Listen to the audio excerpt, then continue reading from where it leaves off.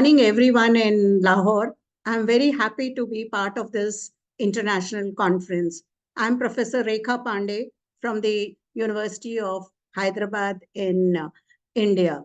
I am very glad that all of you are today discussing on gender issues and especially related to a South Asian perspective on feminism. So what I'm going to speak is I'm going to talk about South Asian perspective on feminism with special focus on India. Over the world, when we look at it, there is a very close relationship between feminism and women's movement because each has inspired the other. When we talk of feminism, any basic definition of feminism or feminisms can start with the assertion that at the center of feminism is the concern for women's subordinate status in society with the discrimination encountered by women because of their sex. Today, when we look at the 21st century, we have enough reasons to be proud of our unique achievements. From stepping into the moon of cloning of genes, bringing longevity to lifespan, fighting diseases, there has been a long list of achievement in science and technology. So many people think that, feminism is not even relevant today. It may have been necessary 100 years back where women could not vote, they lacked legal power, and they were strongly discouraged from working outside the home.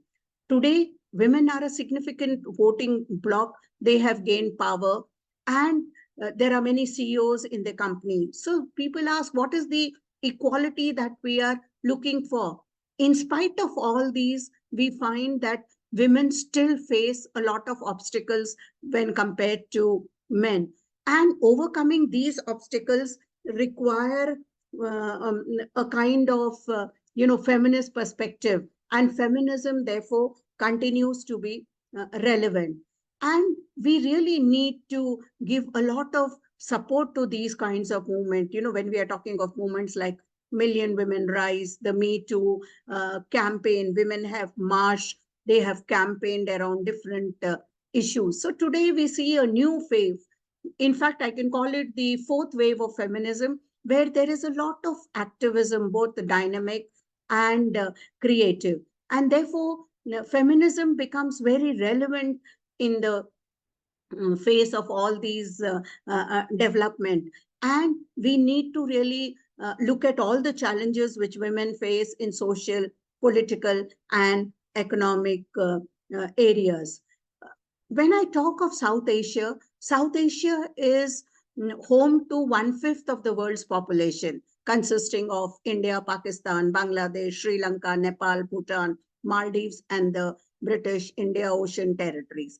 We have a civilization which is more than 5,000 years old. It has hosted different cultures. It has created a land with diverse belief where the modern concerns mesh with the traditional values.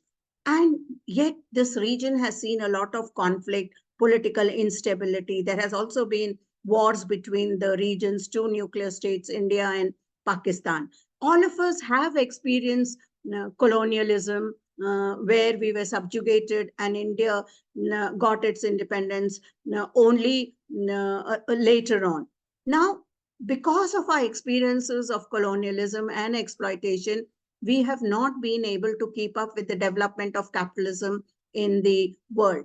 And yet, in spite of that, we see that today this region is characterized by a high economic growth.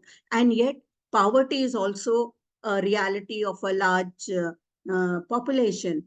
In spite of globalization and modernization, what characterizes South Asian region is the hold of traditional values and cultures over people and families, which are very patriarchal.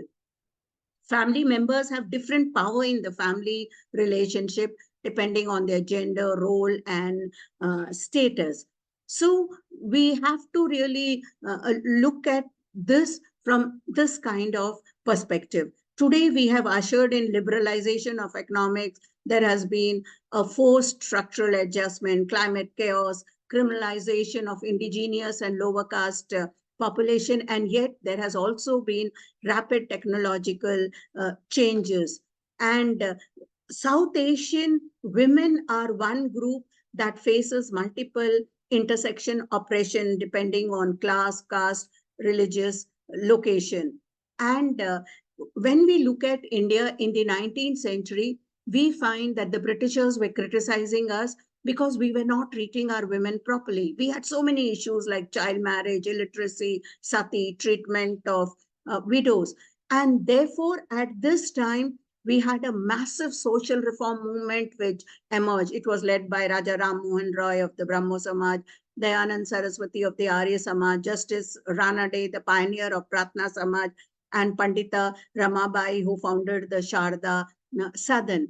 The colonial state also played its part because a number of laws were passed which outlawed, sati, widow remarriage, female infanticide, special marriage acts was passed, age of consent was raised to 12.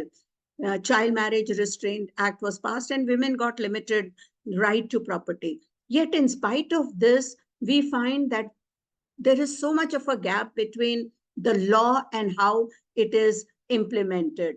So after India became independent, we find that unlike the women in the West, women got the right to vote. Women became equal partners in development. Yet in the 90s and 60s, there was a spate of movement in which women took part. There were campaigns against rising prices, movement for land rights, present movements, etc. And women from all over the country came together. They participated in these movements, transforming the movement from within. But the whole myth of equality for women was shattered by the path breaking towards equality report that was published in 1974. It focused attention on the fact that despite many progressive social legislation and constitutional guarantees, women's status had really not improved much, and women continue to be a lot of in a lot of deodorant. We have facing so many crises today that we will our major problem is that there is the situation of the unwanted girl child. And if you look at the national trend, we see that there is such an adverse ratio. In 1901, for every 1,000 boys, we had 972 girls. By the time we come to 2011, there were only 914 girls for 1,000 boys. In fact, to be born female comes closer to being born less than human. Discrimination begins even before birth. There is reluctance to seek medical aid. Girls are fed for a shorter duration than boys. They are easily withdrawn from school to look after their siblings. Gender roles are conceived and taught and enacted in a very complex set of relationships within the family and society. So the girl child grows with a very low esteem. She has this notion that she's only a temporary member in her natal home and has to be disposed of with assets and properties. If you look at some of the proverbs today, they tell us of this bias. There is a proverb in Telangana which says, bringing up a daughter is like watering a plant in someone else's garden. If you tell lies, you will have a daughter. A daughter is like a ghee, clarified butter. Both are good to a point, and you need to dispose them off before they start stinking. So, these biases continue. Girls are seen as chattel to be disposed of. Now, she is only regarded as a sojourner in her natal family.